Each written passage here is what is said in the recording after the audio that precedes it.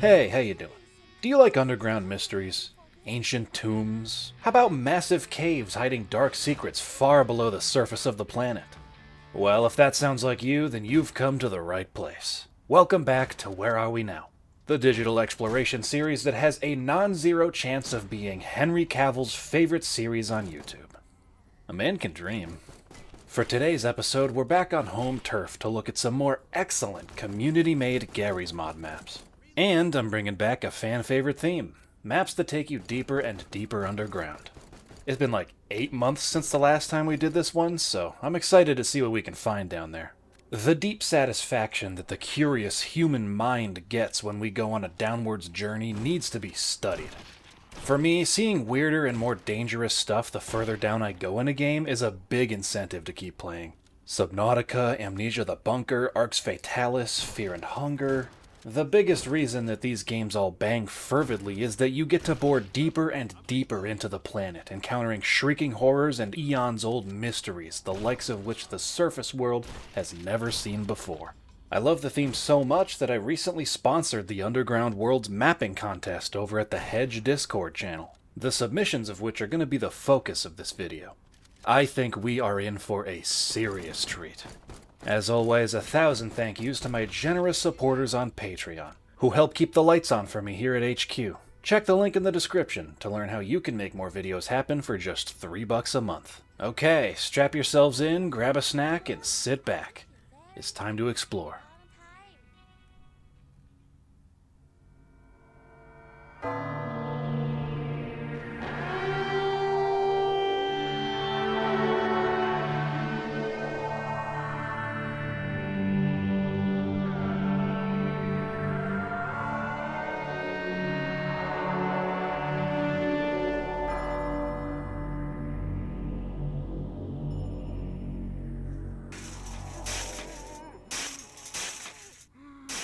Since these maps are all on the smaller side, we're actually looking at 4 maps today, instead of our usual 3-piece combo meal with a drink.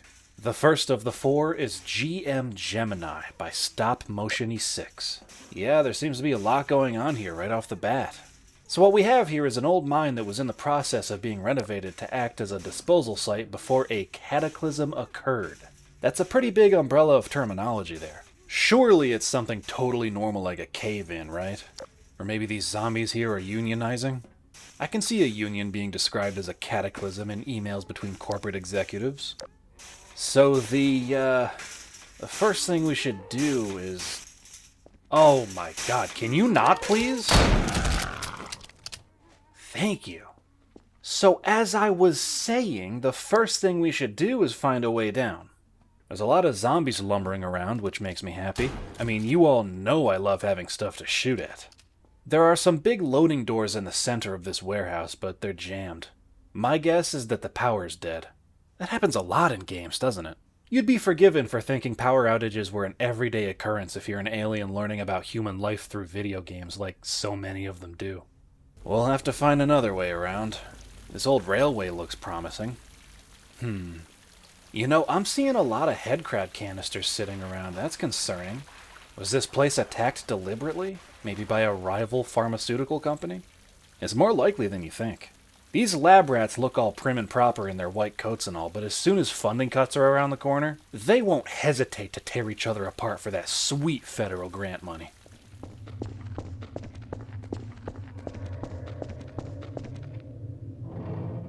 Wow, this cave is huge. This must be what's left of the old mine. There's a generator in the middle here and a few gas cans scattered around. Yeah, you can probably do the math on that one. Oh, yup. I think I found the culprit for this place's woes. The question is, are the antlions the cause or merely a symptom? So once you fill the Jenny up, the lights come on and a bunch of antlions spring up out of the ground to attack you.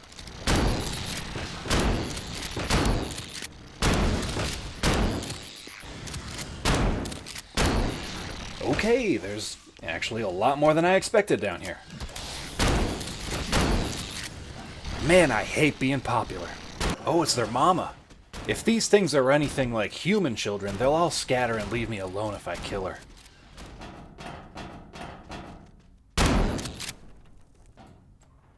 Okay. Whew. That was fun. And now that that generator's on, we can progress deeper in. In this room, there's a hole to place a valve, and interestingly enough, there are 2 ways you can solve this little puzzle. You can either backtrack and get the valve that's guarded by a poison zombie, or you can use the gravity gun to throw a cinder block at this one and cause it to fall.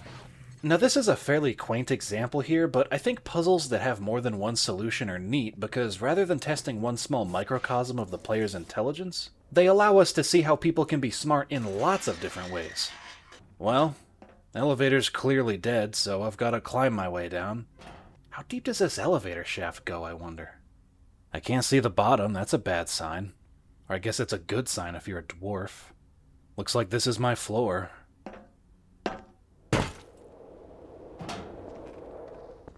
What in the world is this? I'm starting to think that maybe this wasn't just some mining operation. Oh, I love how they're playing with shadows over here. That looks nice.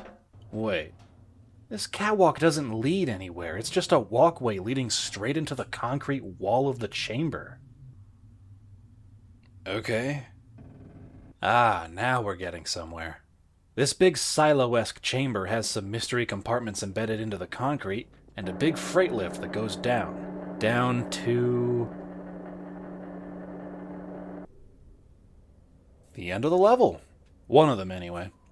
We escaped. Nice.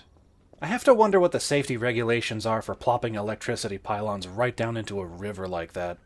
It's probably just don't. The map doesn't force you to quit or lock you into a dev room or anything like that, which I appreciate. Since it lets you pop back in for round 2, you can use the other escape route if you want.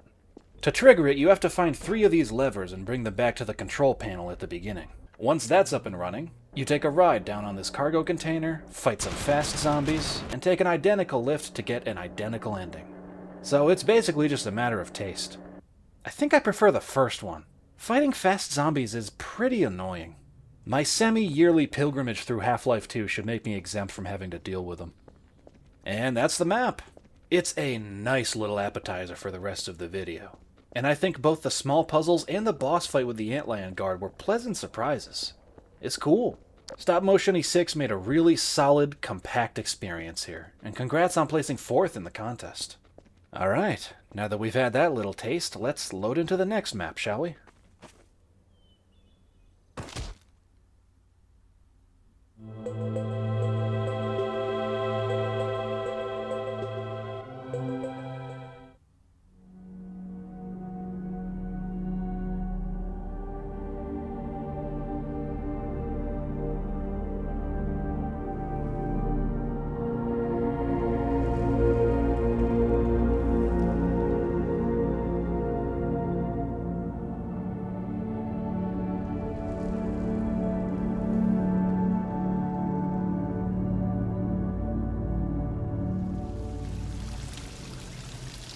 The second underground world we're checking out is called Mobius by Cena and Kawasaniak.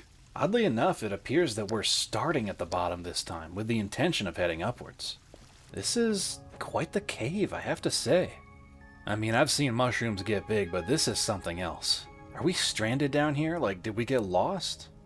If that's the case, then we should definitely be thinking about finding a way out. Underground water sources are almost always nasty, and there doesn't seem to be much in the way of forage either. Typically, my rule for eating mushrooms growing in the wild is a big hell no, and since these ones are glowing, 10 feet tall, and have tendrils, that's actually going to be a double hell no from me. As a matter of fact, if this weren't a video game, I wouldn't even go near a mushroom that looks like this unless I had respiratory gear to keep the spores out of my lungs. But hey, fungal lung infections aside, this cave looks really nice. The light given off from the mushroom's bioluminescence makes the entire cave system look like it's painted in hues of green and blue. It reminds me more than a little bit of Blackreach from Skyrim, which is one of my favorite areas in that entire game. So yeah, that's high praise. There's a bunch of ways to go, so let's just pick one and try it. This section of the cave goes straight up. We are really far down, huh? It's a pretty slim chance of climbing all the way out this way. Do you think the mushrooms are bouncy like in some games? Oh, they are. I was just making a joke. This is kind of fun. At the top, it leads to a chamber that overlooks the big cave that we started in. You can get a really good look at the patterns on the mushrooms from up here. Really, we should be taking samples. Sold to the right people with the right connections, a discovery like this could make you millions. Maybe even thousands. Yeah, these caves are a little maze-like. I'll follow the candles. I mean, someone had to have lit them. Maybe they'll lead to a way out. Down a bit through a different tunnel, I found this unlit brazier. That means there had to have been an ancient civilization that used this cave for something, right? Like rituals, or maybe a cheeky human sacrifice every now and then? Oh, or maybe they still do. This one's lit. I don't know why I defaulted to human sacrifices just because I found some braziers. It could also be a barbecue-based civilization. All that's missing is the grill. Wow, look at these crystal formations. What is that, quartz? This is the type of cave you sit at in Monster Hunter for like 20 minutes trying to catch a rare fish that you need for an obscure side quest. What in the world? There's some sort of sphere up there in the chamber above, sitting there suspended by some chains. Yeah, that looks normal. Doesn't look like something that would make me hear the voices of my loved ones telling me to kill at all. The hell is it? Let's get up there and have a closer look. Yeah, it's definitely not. Whoa! It tried to pull me in. It's definitely not hanging from the ceiling like I thought. No, it's just suspended. Looking at it is giving me a headache. Oh, wait. It's kinda nice. Yeah. Whatever you say.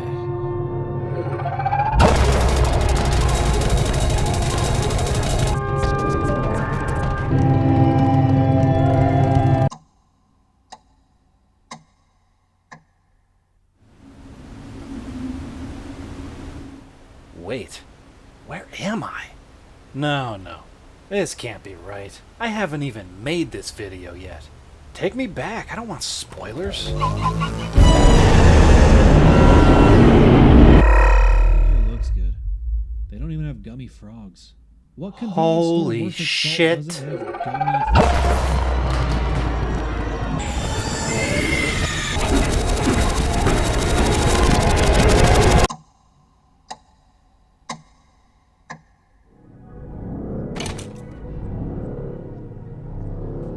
Oh, what the hell was that about?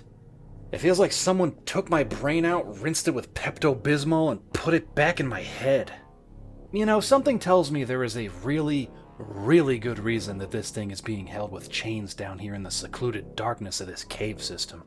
Even if that was just a hallucination, the brown note humming that this thing gives off is an instant headache factory. You could tank the local economy by driving this thing around town in the back of a flatbed truck.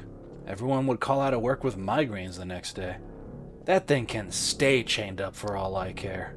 Freaky-ass time-traveling jawbreaker. As if I needed another reason to find a way out of this cave. That thing is just not natural. I'd have your mouse cursor hovering over the tab ready to close this video, just in case it makes me start chanting some ancient Sumerian curse or something. Oh hey, on the bright side, this section has an underground river running through it.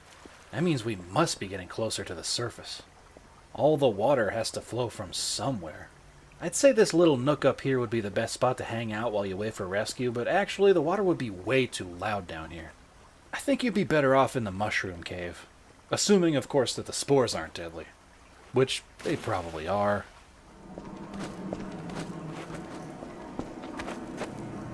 Aha! I knew there'd be a way out. I could feel it in my loins.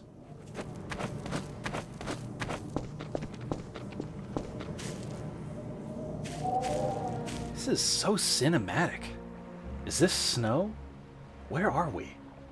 On the beach somewhere. It feels like Norway. I don't know why. It's just got a Norwegian vibe. Ugh, it smells like Finland though. Full moon tonight too. Better watch out.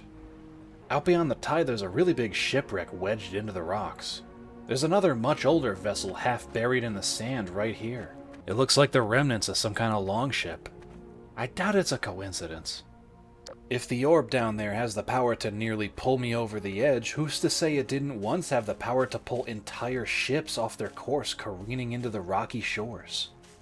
Judging by the difference in technology between these two shipwrecks, this has probably been happening for hundreds of years, maybe thousands. That ship out there is probably just the latest in a long history of mysterious maritime disappearances. And that's pretty much it for the map.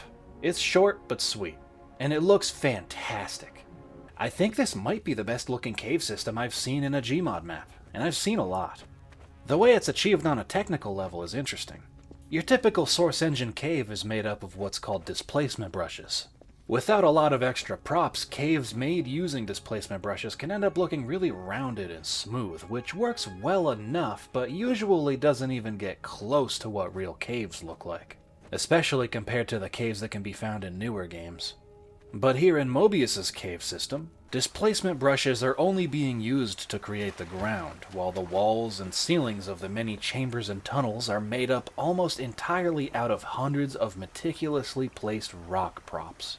By going through and doing that instead of relying purely on displacements, the map creators are able to render an extremely believable cave system.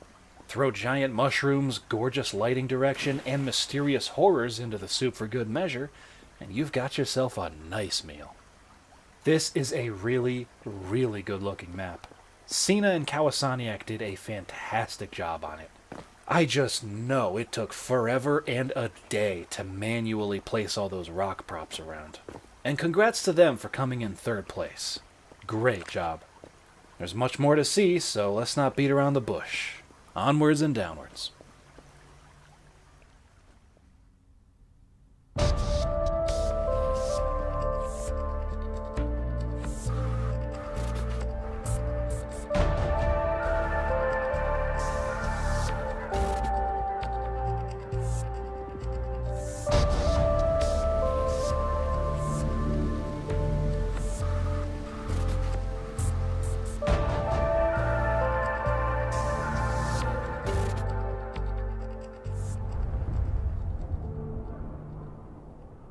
The next one is called HADRON by Kestindo, whose work has been nothing short of amazing when I've explored it in the past for these videos, so I'm pretty excited for this one. We've got a little bit of lore to start out with too. So aliens are here and they want some sort of super weapon that we have stored underground.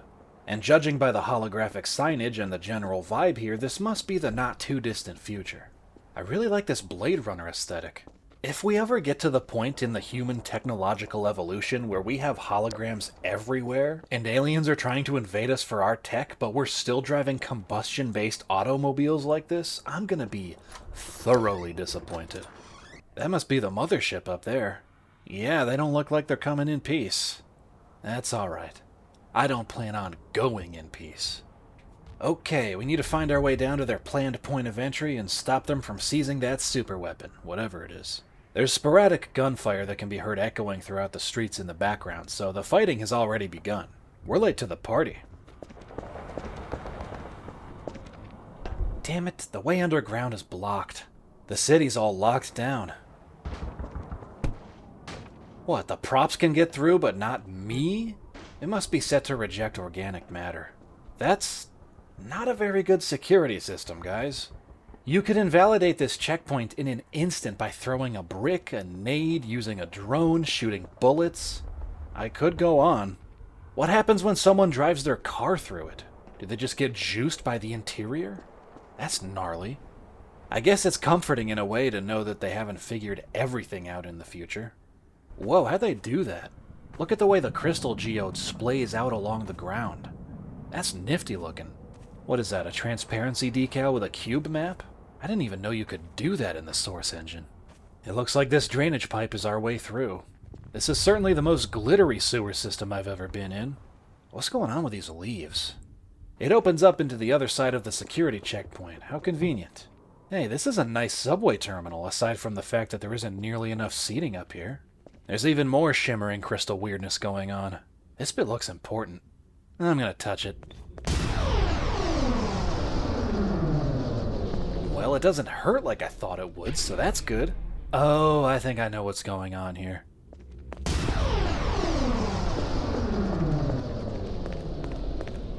Yeah, you can pass through the barrier with crystal power. Interesting. I'm thinking we're gonna have some puzzles on this map later on. So these crystals, did the aliens do this, or is this the power that they're trying to steal? Ooh, the metro's not looking too hot. Yeah, the morning commute just got a lot more interesting. Pay no mind to the skeleton using a derailed subway car to cross over a perilous vertical drop. Nothing crazy going on there. This is just Tuesday for me. Oh man, it is all messed up down here. What is this, a maintenance tunnel? Oh, good, elevators that move automatically without any handrails. That's safe. This place is huge. Look at all that scaffolding. They must have been trying to expand the metro or something. Great, a platforming puzzle. Because I'm so good at those. Alright, let's do it. Okay, this isn't too bad. Easy does it. I really wish I could hang down and monkey swing. Lemon squeezy. God, wouldn't it have been a bitch if I coin slotted it and slipped right between those bars down there? So what have we got here? I'm seeing lots of pipes, ventilation systems, more pipes. A lot of infrastructure for a simple metro system, don't you think? Even a future-y one. There's definitely something going on here. The water flow's too strong for me to go down any further. I'll need to find a way to shut it off. Oh, looks like we missed a great game of ducky shooty. Are these the aliens or are these our guys? They got their asses kicked, whoever they are. I'm not seeing any bullet holes or shell casings, though. Curious.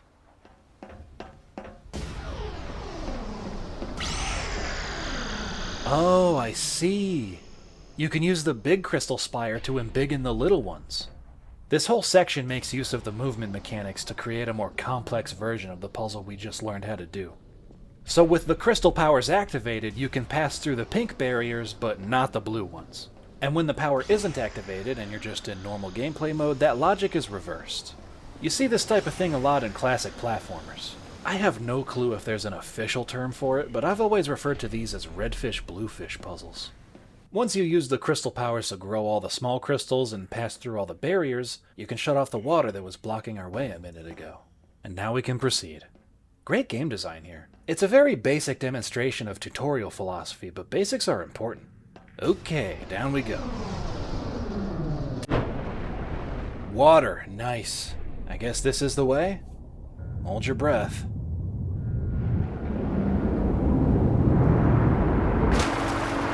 Holy shit! That was awesome! Holy Toledo, where am I? What a cavern. There's a great big megastructure in the center of it. Are those enemies? I think those are enemies. They must be heading towards the super weapon. Better get a move on. It's a long way down. These are sturdy planks. Falling hazard. No shit. Now that's what I call a drop. This is cool. How far down does this go, I wonder? Too far down to see, it's just blackness at the bottom. That's terrifying. This part is reminding me heavily of White Knuckle. I wonder if it was an inspiration. Oh my god, it just keeps going down. It looks like I'm definitely justifying the title of this video. Hey, kudos to Castindo for using the objectively correct type of source engine ladder.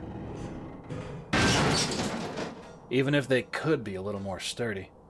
I know this room is supposed to look super high-tech and advanced, but I can't unsee the fact that these are just hundreds of massively oversized Ethernet ports.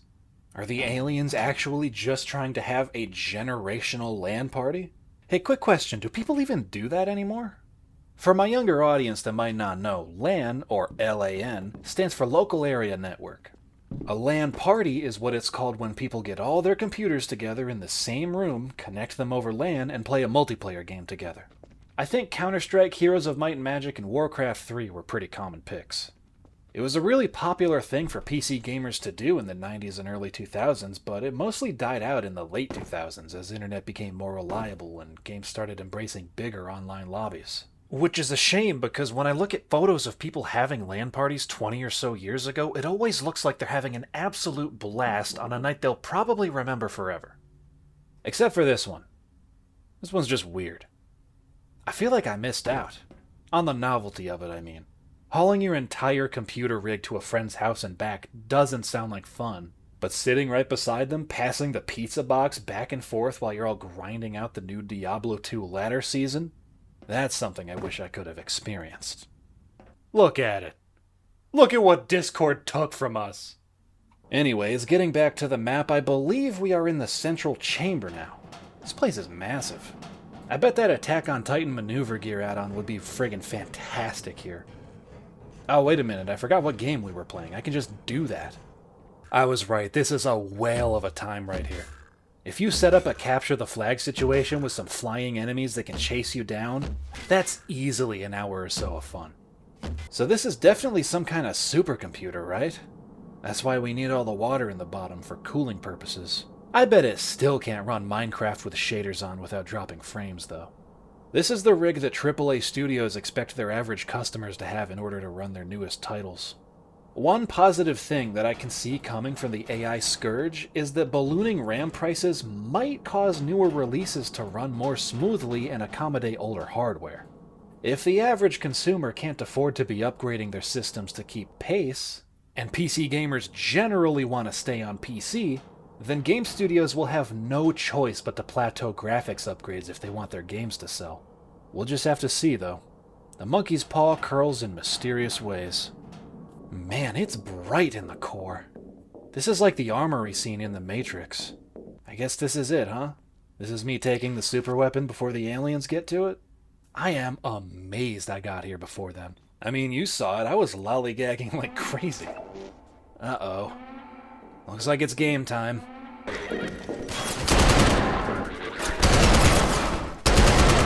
You know, this is a possibility I hadn't considered before. We view alien invasions as this huge threat to our civilization, but these guys are folding like lawn chairs.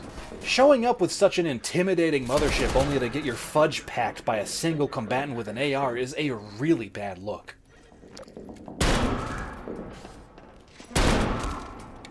Okay, that it? I think it's time to leave.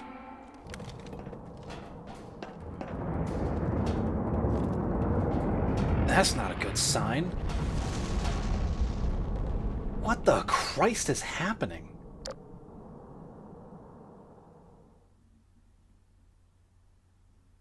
And I got booted to the main menu.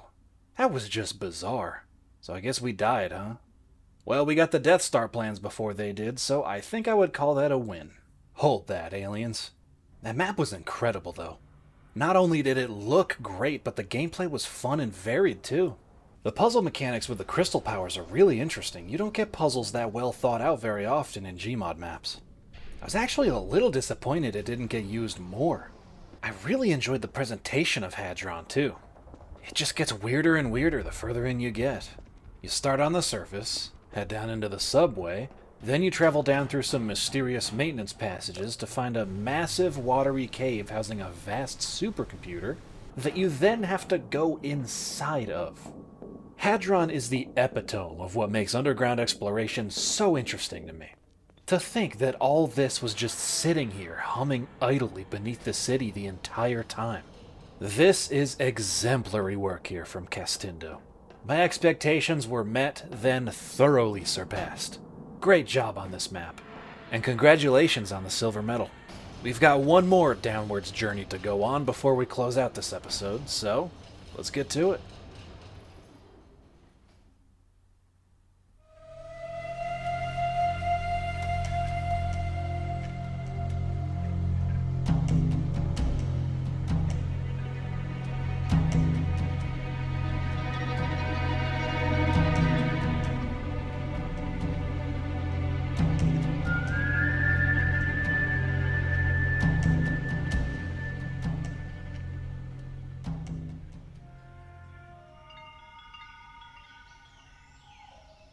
Alright, so the very last map on the itinerary today is called The Lost Temple by Goldbrick, a very prolific map dev in the Gmod community. It's a recreation of the first level of the LEGO Indiana Jones game.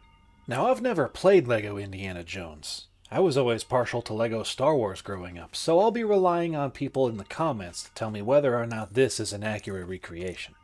I'm guessing we're near 100% accuracy, though. This looks extremely high effort. Look, they even added the little studs that you can pick up. And the destructible objects, too. This is so charming. I love Legos. I just wish they weren't so damn expensive now. Good thing this map is free. Oh, I found an idol or something. Nice. Yeah, something about the satisfying sound effects in these older LEGO games always turns me into a collectibles fiend. So I'm for sure going to be going out of my way to collect everything here. So, can I just stand here and farm forever? Studs are sort of like money in the LEGO world, so is this contraption just spitting out $1 every second? I mean, that's going to add up really fast. If you just put like a heavy rock on this thing, you'll have around 86 grand sitting here in studs after just 24 hours. Screw finding the lost temple. We can pack it up and leave right now. Wouldn't be much of an adventure, though. Jump to whip swing? Wow, that's cool. The way they've brought over all these little puzzle mechanics from LEGO Indiana Jones into a completely different style of game is actually very impressive. This really is like playing LEGO Indiana Jones in first person. All that's missing is the music, but I had no choice but to mute it. With how aggressive the current Content ID system is, John Williams tracks get claimed quicker than a Steam key in a Twitch chat. Ah, an alligator lake. Classic. Wait, are they alligators or crocodiles? It's sorta hard to tell with Legos. After traversing the lake with the whatever dials, there's a small puzzle to solve by pulling on some ropes, and we're in the cave. Wow. Check this out. It's a really weird sensation to be playing a level meant to be seen from the side in first person. There used to be a 2D platformer mod for Minecraft way back in the day, and if you messed up the installation of it, the camera would still be the default style, but the world would be a long straight line. And I seem to remember it looking something like this. Holy shit, man, look at the little LEGO versions of the Half-Life grubs. That's so cute. Are you kidding me? Whoops. Oh, wait, they have money in them. It is just twisted that the map would make me do this. R.I.P., Bone Brother. May your marrow enrich the soil. These must be the bones of someone else who tried to claim the temple's treasures. I don't see any arrowheads or anything like that. Maybe they starved to death. The door did close behind us. Look at this trap. Oh, I am loving these skulls with the bulging eyes. I'd have a line of these along my driveway if I didn't rent. So after educating a couple of insects on where they sit in the food chain, we come to the main chamber, where the precious golden idol is interred. There are more reptiles down there, which ordinarily I'd be fine with avoiding, but man, I just love money. And here we are. The moment. Like I said, I haven't played LEGO Indiana Jones before, but I've seen the movies a bunch. Hell, even if you haven't seen the movies, I bet you know what's coming. It's just that iconic. And here we go. You know, I gotta tell you, it's a little bit alarming watching this footage back again. Even though there's a rather painful death rolling after me, I can't seem to force myself to stop collecting the studs. They don't even do anything, it's just a Gmod map. Now that's some quantum tier greed. We made it! We beat the boulder and got oodles of meaningless riches to show for it. To top this whole thing off, we get treated to a short cutscene of our plane flying off into the sunset and the results screen, complete with original sound effects. 10 out of 10 artifacts, look at that. Damn Skippy, I'm a true adventurer. Man, this map is so impressive. Not only does it look completely authentic, but the technical achievement of getting the puzzles to behave more or less exactly the same way they do in the actual LEGO Indiana Jones game is staggering all on its own. Every detail, right down to the studs and the treasures you can collect, is executed with unwavering precision.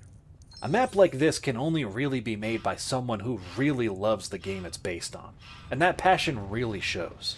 I mean, they went through the trouble of replicating Indy's whip swings for shit's sake, in Hammer Editor, an absolutely ancient piece of software. Hammer's probably older than the temple that we explored in the map. Looking at this and Goldbrick's other work, I think it's really only a matter of time before they get scooped up by a game studio to work on levels like this professionally. So I say we enjoy the freebies that they gift us with while we can.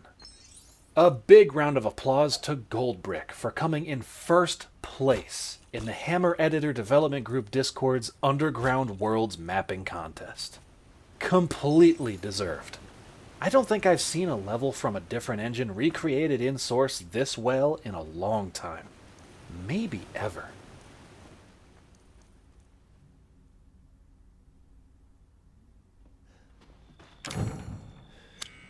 And that is gonna do it for this episode. These maps were all great, man. Sponsoring and conceptualizing the Underground Worlds mapping contest has been a huge honor for me. I'm really glad that I'm in a spot now where I can afford to give back to the Source mapping community after all the hours of free entertainment they've given me over the years that I've been playing Gmod.